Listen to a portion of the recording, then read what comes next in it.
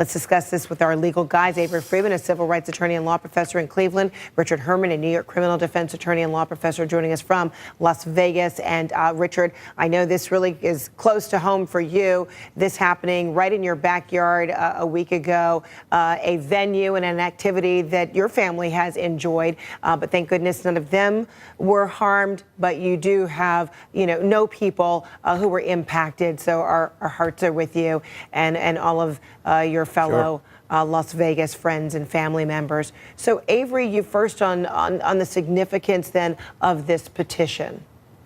Well, it's significant only because Paddock has to be accountable. The problem is there are over 600 people who were killed or wounded.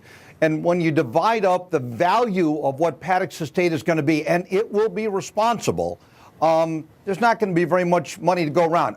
However, it is a moral and righteous undertaking. It's the right thing to do. There's not going to be insurance coverage because it wasn't accidental. It wasn't negligence. It was intentional misbehavior. So every one of those victims, I think, are standing up. The families of those victims are standing up and saying, we want accountability. We want to make sure our feelings are known and that Paddock is accountable for what he did.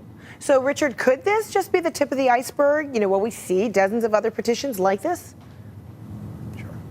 Well, Fred, I think that some smart and creative attorneys here in Las Vegas could make a claim that the hotels had an obligation and a duty to protect the patrons utilizing the hotels and in or around the hotels. And the question is, there's cameras every 2 feet in Las Vegas. And for someone to move that much ammunition and firepower into a room on camera, that's a minimum of suspicious activity. And, I don't know what they're looking at, to be honest with you. But, that's just incredible that something like this could happen, Fred. Yeah. So simple to wand the luggage, to put it through like the airport, and then you prevent this from ever happening again. It's a simple fix, and from it's not a simple last fix. week, it's not a simple here fix right now. Just terrible. So, Richard, I wonder, is it really suspicious in a place like Las Vegas where you have a lot of performances? Right. Sometimes people are traveling with a lot of luggage or with groups where there's a lot of equipment, involved, whether it be costumes or, any other kind of performance-related baggage. And perhaps that's why, this gunman knew that, it wouldn't look unusual in order to do this.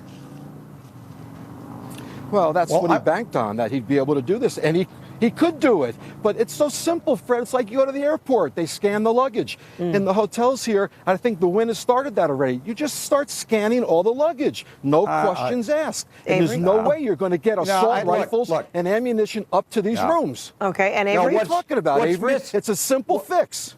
It is not a simple fix because if there is no law that deals with the issue of the kind of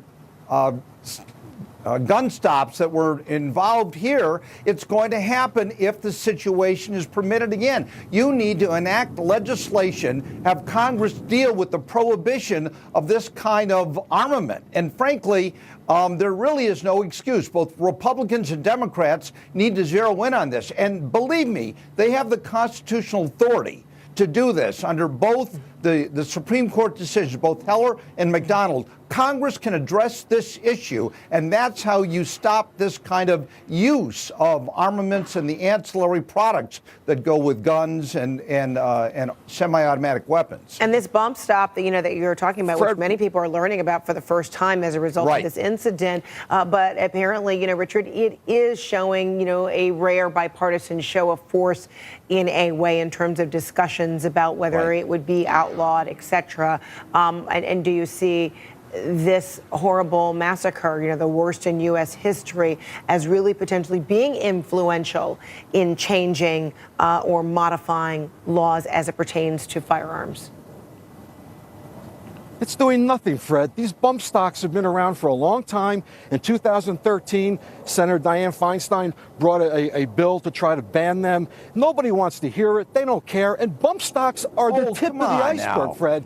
These are assault These are assault weapons. They're used for war. They're not meant to be in civilians' hands. You don't go rabbit shooting That's with the assault point. rifles and AK-47s. You don't do it. But, you know, Congress can't even ban bump stock. So please, it's not going to happen that way.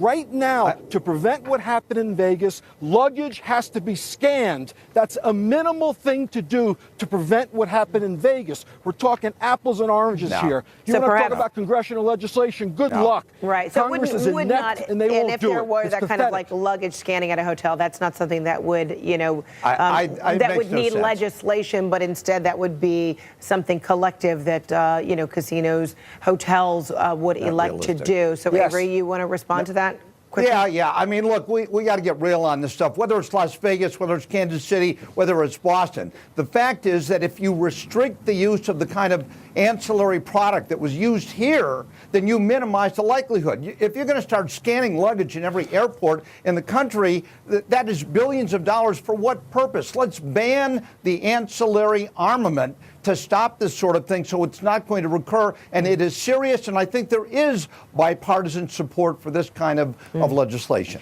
And then, you know, Richard, you know, I'd be remiss in asking, I mean, you are a resident of Las Vegas, you know, friends and family there. How has this, you know, tainted, changed, impact, you know, your day-to-day life there in Vegas?